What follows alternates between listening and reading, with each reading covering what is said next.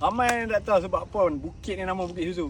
Ni sebab ni ada lembu Nasridi. Selamat pagi sekarang 7.59 pagi. Ni baru nak naik Bukit Susu ni. Agak lambat sikit tapi tak apa. Syah ada Hakim. So hari ni aku nak tunjuk abang sebab apa bukit ni dinamakan Bukit Susu. Jom. Ramai lagi yang tak tahu Bukit Susu ni dekat atas tu ada satu kandang ni. Dia ada lembu dan shady ni macam ni.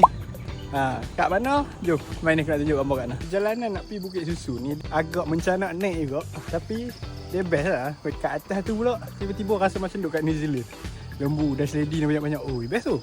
7.58 ni masih kat sini. Dan dah start hujan. Tapi tak apa. So ni kali kedua pergi hiking waktu hujan. Asyik dah mereka bawa baju hujan. So berhenti sebab Syah nak cemeh baju hujan orang. Thank you.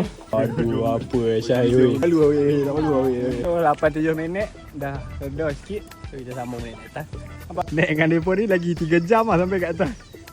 Dengan ni pun. Dengan ni lagi. Naik dengan dia ni lagi 3 jam. Berhenti minit ni cicak. Sekilo tak yang lain. Berapa ni, berapa? Kami ambil keputusan untuk naik mundur. Dan naik ni memang pace ni je. Tengok ni. Kami dah decide untuk naik mundur. So 8.51 dah masuk 2 kilo dah. Dekat sejam lebih dah. First time naik Bukit Susu pukul 9 tak sampai-sampai.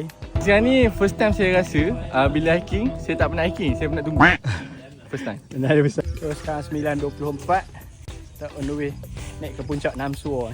So 9.43 kita dah sampai dah kat puncak. Pak Bukit tunjuk kat hangpa lembu. Ramai yang tak tahu sebab apa bukit ni nama Bukit Susu. Ni sebab ni ada lembu Nasridi. Nampak? Dah sebenarnya tak ada. Aku macam gila tak ada apa ni semua.